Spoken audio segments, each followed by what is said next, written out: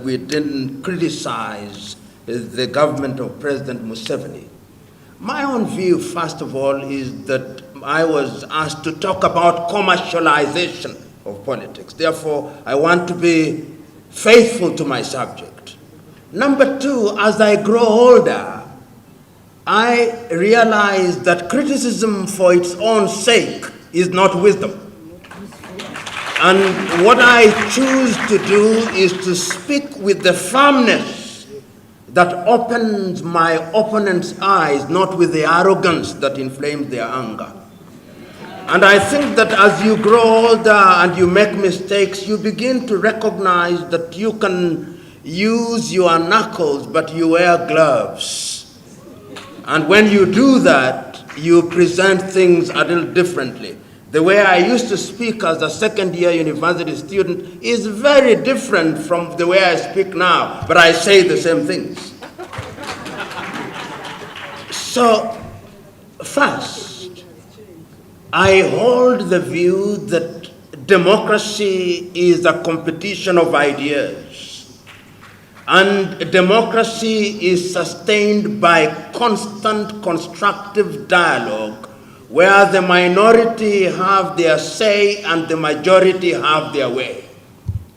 And if one understands democracy in that way, one can then appreciate that it is incumbent upon the political party that is in power to continuously and constructively engage the politician or the political parties out of power. And that is the essence and the value of the parliament that we have. Parliament is a latter-day representation of the barazas or the meetings that we had in our societies.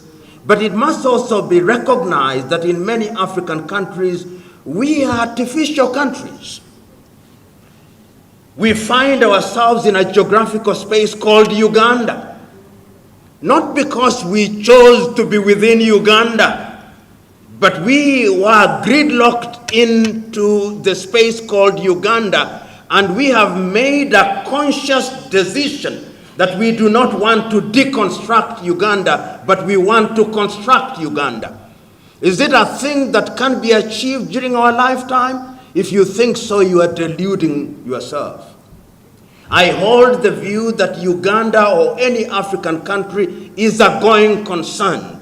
400 years from today, our children and children's children will refer to what we are doing now, and they will be able to say that we, after 400 years, have succeeded in building a country called Uganda where there's unity in diversity, and we can then decide our issues in a manner that is beneficial for the majority of the people.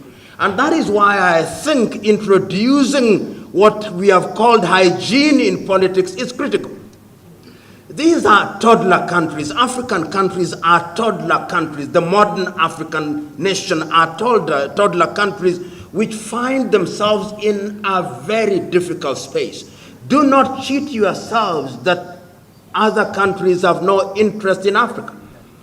Many countries actually thrive on destabilizing Africa. These observers that you see coming from Europe and America during election times, they have an interest, which is substantive. When the EU comes here, like prefects and overseers, they are coming to look at their fiefdoms. And it is our duty not to perpetually blame them, but to liberate ourselves. And quite a number of countries are already moving in that direction. Secondly, there is something that we can learn from those countries. The European democracies have made enough mistakes, and they have corrected those mistakes, and they continue to make others. So our journey towards stability should be shorter than theirs, because we have had the advantage of seeing the things that they have not done right. The tragedy is that we are not learning as we should. There are examples, and I hear the good doctor here, in European countries where money was used anyhow. They now recognize that that actually distorts democracy and undermines democracy. How does it do so? It then creates an environment where you can create narco states, and it happened in Latin America, where drug peddlers were now controlling the state, and you do their bidding. So we've got to sanitize our politics, and this is how I understand the laws that we are talking about. I hear you that we cannot count money in your room, but we are saying that on average, a parliamentarian or an individual contesting for a parliamentary seat in Uganda should expend so much money for items that are known and from sources that are known. We believe that if we walk that path for several years, we will create an environment where you spend money on, if it is advertisement, if it is publicity, if it is material, we know where the source is. We don't want a situation where somebody comes here with billions of Ugandan shillings and then buys their way into parliament, and they get into parliament and then they subjugate our interest to their own. Then we become private property. And that is why I think a law such as this is critical. Not that it will solve all our problems, no, but it is a beginning of the solution to our problems. The other thing that has been said, which I think is worthy of understanding and appreciating, is democracy. You know, Africa must now begin to ask very basic questions going forward. How do we govern ourselves? Is there one word or one size fits all democracy? I don't think so. I believe that the uniqueness of our nation justifies a mixture of systems. In Uganda, prior to 1986, or rather immediately after independence, we know that the traditional methods of governance sat pretty alongside what one may call Western model democracy. We now know that after 1986 and the restoration of the kingdoms in Uganda, there is a sense in which the traditional chieftaincies or kingdoms are subsisting in an environment that is not wholly in line with those systems. Can we devolve and devise a system that accommodates that? It is happening in Nigeria.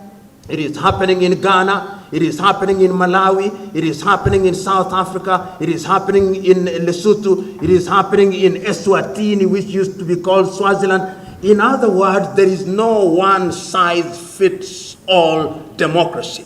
As long as the people have the opportunity to participate in the governance system. And I don't have a solution. I think this is a conversation that we must engage in. Our universities must now begin to engage in this kind of things so that they are not ivory towers. And I have had many presentations as one travels across Africa that are beginning to recognize that we had different methods of governance which can be used to good effect and will allow for participation. My good friend talked about what she described as proportional representation, so that we do away with one party, first past the post electoral system. These are ideas that must come. And we are very young as modern state. The oldest African state that was colonized and regained our independence is Ghana in 1957. So there is a sense in which we shouldn't judge ourselves too harshly. The other thing that has been talked about is rotation. The reason why we talk about rotation is that we have put too much premium on the presidency. The presidency, and I think it is Chinua Achebe who wrote about in his little book in 1983, the trouble with Nigeria, which could very well be with the trouble with Africa. That a president is like a person who holds the knife and the yam. Depending on how you behave, they can give you a little slice and you celebrate them. Your typical African president is a demigod. And because they are demigods, and the reason why they become demigods is that we ourselves treat our presidents as if they were gods. Then they get used to being treated as gods, and they don't know how to behave because you have made them gods. But if we created an environment where the presidency was about service delivery, people would not even want to stay in the presidency for a long time. Because as Julius Kambarage Nyerere once said, and I agree with him, you are not successful until and unless your successor succeeds. That is what is important. And There is something that happened in Ethiopia recently which I think was very good. The Prime Minister of Ethiopia, having recognized that there was problem, decided to resign. He's a young man. He had not even attained the age of 50. He voluntarily resigned and allowed somebody else to take over. And that, I think, begins to demystify power. That is what we should do. And when we do that, and there is beauty in living in a country where you have 5 presidents who have served, you have a reservoir of knowledge. You go to Tanzania today, you have President Ali Hassan Mwinyi, retired. You have President Benjamin William Mkapa, retired. You have Jakaya Mrisho Kikwete, retired. So that when John Pombe Magufuli has a problem, he has 3 individuals who have served and have done well and have made mistakes to go to. That I think is a good thing. And I think that progressively we are going to move in that direction. But every country must choose its path in that direction. And the reason why I think that we ought not to judge ourselves too harshly is because our histories are rife with attempts at destabilization. Even as we speak now, there is a new power that is rising in a very subtle way and in a very subterranean way called China. China is a leviathan, and it moves very stealthily, giving us money without asking questions. They are doing certain good things. We can emulate a number of things from them. But think of Uganda, think of Africa 20 years from today and how it will relate with China. China is already thinking on how to relate with Africa 100 years from today. But we don't know how we are going to relate with China tomorrow. We are simply wondering what we will do. Samora had a clarion call. Listen to his speeches. He would say, "A luta continua," and people would say, "A luta continua." Then he would ask, "A luta continua contro che?" The struggle continues for what? Because we can continue struggling, but for what? And I think that that is the fundamental question. A luta continua for what? For the improvement of the critical majority of the people. And I behold the view that in a democratized system, you are able to lift the majority of the people out of poverty. When people are liberated from thinking about where to source the next meal, their thinking capacity and power to make decision changes. When people know that they have good healthcare system, that they have good education, that they have opportunities, the way they think changes dramatically.